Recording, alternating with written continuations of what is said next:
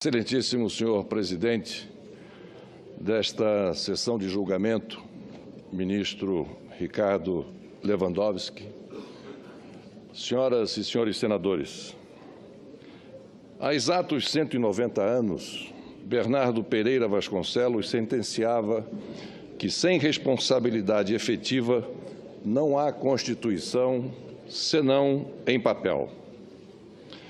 Com apenas 2 anos de vigência da nossa primeira Carta Magna, de 1824, o parlamentar já trazia à tona a importância da responsabilização constitucional de autoridades públicas. Cerca de um século depois, o ex-presidente Epitácio Pessoa dava luz a novo conceito. Para ele, a chamada pena de destituição também não é rigorosamente uma pena, mas uma medida de governo.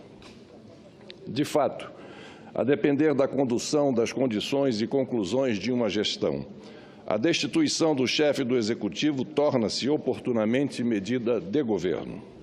E isso ocorre, lembre-se, por iniciativa da cidadania e por decisão parlamentar. É o remédio constitucional de urgência no presidencialismo quando o governo, além de cometer crime de responsabilidade, perde as rédeas do comando político e da direção econômica do país. Mesmo sendo um conceito do parlamentarismo, a verdade é que a história brasileira passa a mostrar que a real política, com suas forças embutidas e seus caminhos tortuosos, leva inescapavelmente ao uso do impeachment como solução de crises. Disso não haveremos de fugir. Por isso, o jurista Paulo Nogueira dizia que aquele é um processo judicial, dependente da engrenagem dos fatos e da entrosagem das provas, ou seja, uma demanda jurídica que se efetiva ao talante do ambiente político e da comprovação de infrações. Os fatos que adornam o presente julgamento são provas dessa reflexão, o que nos remete de volta ao fator da governabilidade.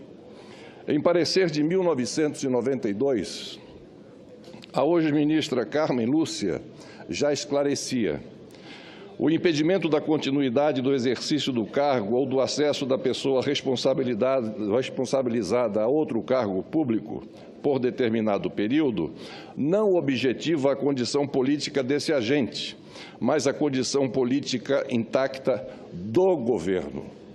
E conclui ela: o objetivo do processo de impeachment é político, sua institucionalização é constitucional, seu processamento é jurídico, mas não penal. Em 1992, tentaram me imputar corresponsabilidade por suposta infração penal na seara do crime comum, cuja apuração e julgamento caberiam somente ao Supremo Tribunal Federal. A partir de ocorrências pessoais e não institucionais, forças conjugadas simularam uma crise política de governabilidade. Forjaram uma instabilidade econômica que não existia. E mais, transformaram hipotética infração comum de um agente privado em crime de responsabilidade do presidente. Mesmo eleito democraticamente, justo no pleito que consolidou a redemocratização, me condenaram politicamente em meio a tramas e ardis de uma aliança de vários vértices. Mas, penalmente, da correta instância, me absolveu a Suprema Corte. Hoje a situação é completamente diversa. Além da infração às normas orçamentárias e fiscais, com textual previsão na Constituição como crime de responsabilidade, o governo afastado transformou sua gestão numa tragédia anunciada. É o desfecho típico de governo que faz da cegueira econômica o seu calvário e da surdez política o seu cadafalso. Esse é um contexto que outrora até poderia ensejar um golpe de Estado clássico para solucionar em curto prazo uma aguda crise política. Não foi o caso. O golpe poderia ainda ser usado, na acepção do historiador Charles Killing, para quem os golpes surgem para travar as revoluções. Também não é o caso, já que para ele revolução produz transformações, mudanças na economia, na política, na sociedade, quebra paradigmas e agrega novos conceitos. É só perceptível quando analisamos o processo histórico. No livro O Golpe de 1992, o mesmo historiador esclarece: o presidente Fernando Collor, com singular coragem, criou ao redor de si uma legião de inimigos. Como em política se fazem aliados para se manter no poder, parece que Collor entrou mudando tal paradigma. Seu único aliado era o povo. Seu objetivo foi o de destruir instituições que se serviram das benesses do Estado. Num olhar atento, se percebe que o propósito era acabar com um Estado sexagenário para criar um novo Estado.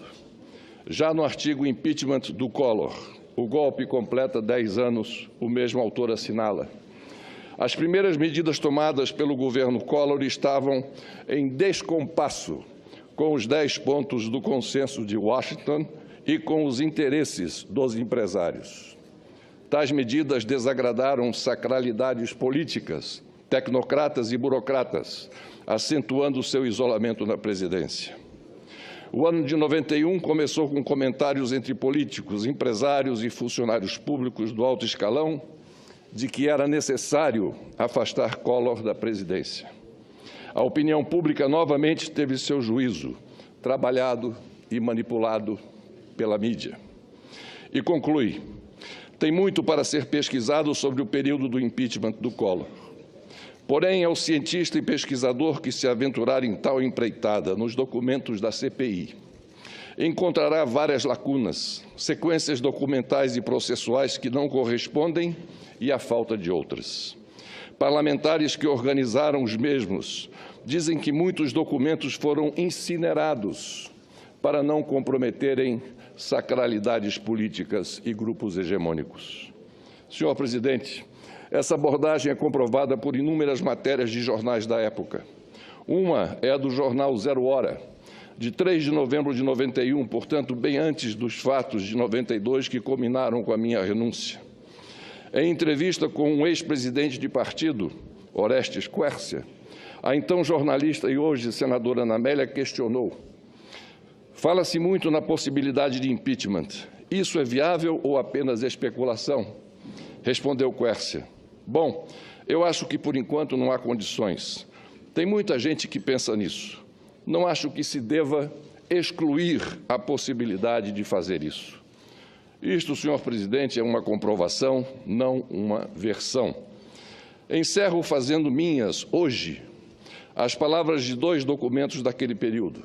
O primeiro diz: a constatação de que a crise que abala a nação não é, como se pretende insinuar, nem fantasiosa, nem orquestrada, porém originada do próprio Poder Executivo, que se torna, assim, o único responsável pela ingovernabilidade que ele mesmo criou e que tenta transferir para outros setores da sociedade. Trecho de nota assinada por várias entidades, entre elas MST, CUT, CGT, UNE e NESC, em 1º de julho de 92. Como disse, faço minhas hoje as palavras acima. O segundo documento diz: em todo o país, arautos do caos e da intranquilidade apregoam fórmulas construídas à margem da constitucionalidade do Estado de Direito.